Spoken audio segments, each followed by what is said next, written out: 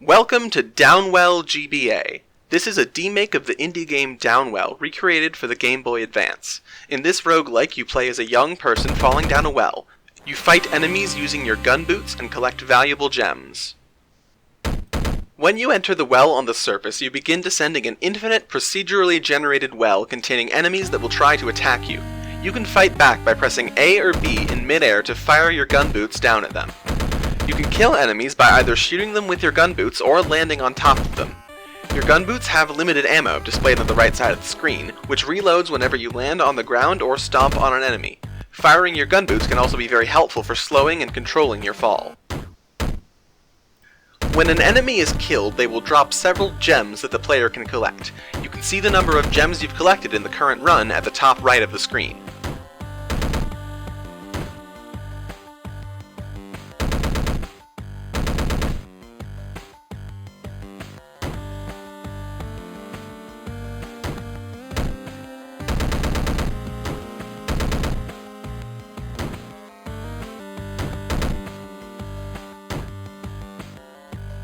The player's health is displayed at the top left of the screen.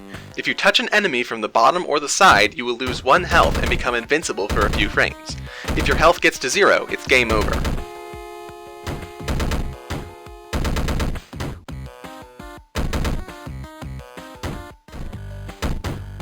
When you die, a game summary will appear detailing how many levels you reached, how many gems you collected, how many enemies you killed, and how long your run was. Additionally, a progress bar representing your lifetime collected gems will appear and fill up. This progress persists between runs and is saved on the game pack.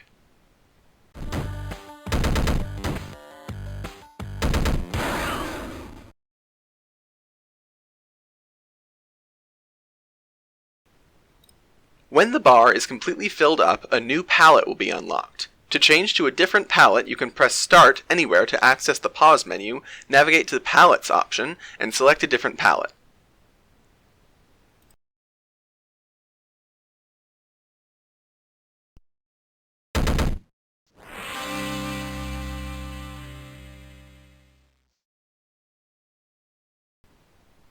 From the pause menu, you can also quick start a new run,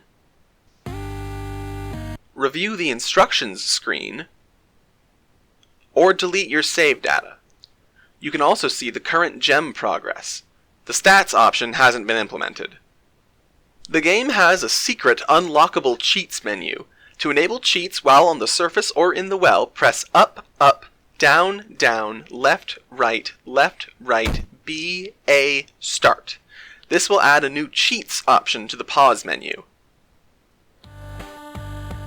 The HP +1 cheat can be used to replenish your health during the game.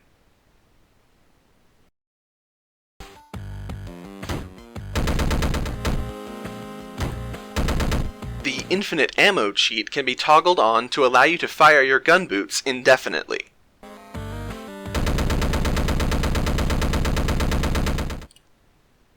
The All Palettes cheat unlocks all 38 of the game's palette options and takes you to the palette selection screen.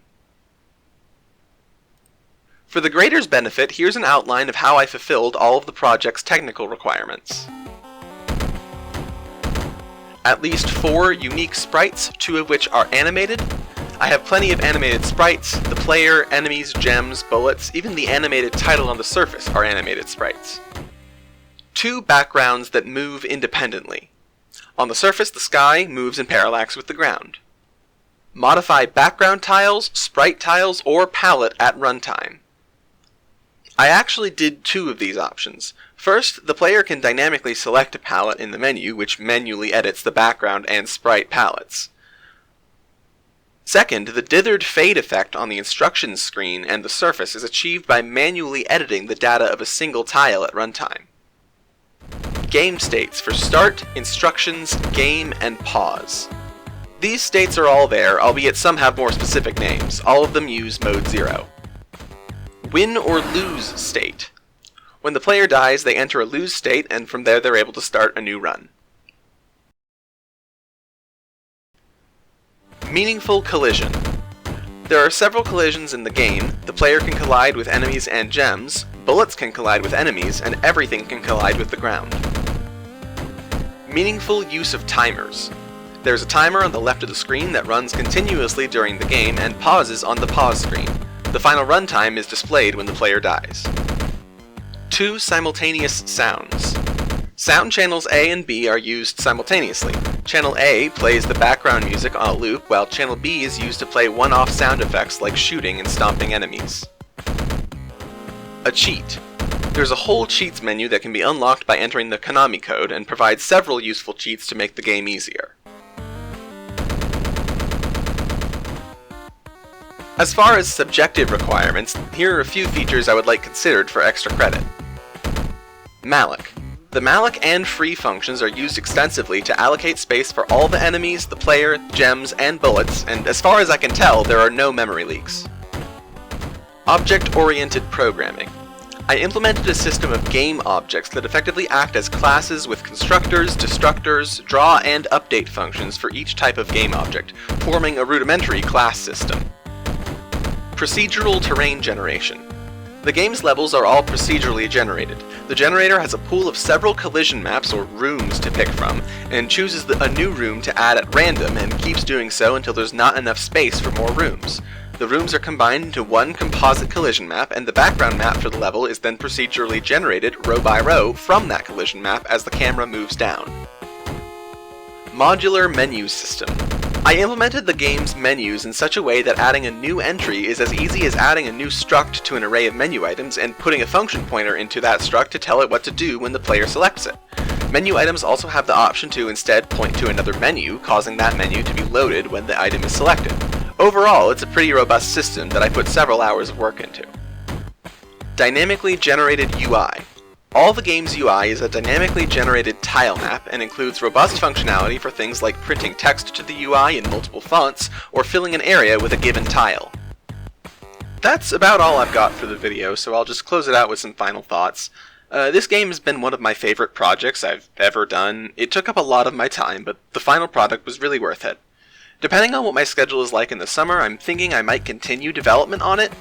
My original plan for the project was way overscoped for the time I had, and there are a whole bunch of features from the original Downwell that I would have liked to add but just didn't have the time, so I might make some of those over the summer. So I guess if you want to see that, subscribe to my YouTube? I feel weird saying that, especially on a video for a class, but if I do continue development, that's where I'd show it. Anyway, Julia, Travis, Nathan, Evan, and Aaron, thanks for a great semester, and I hope you have a relaxing summer. Thanks for watching.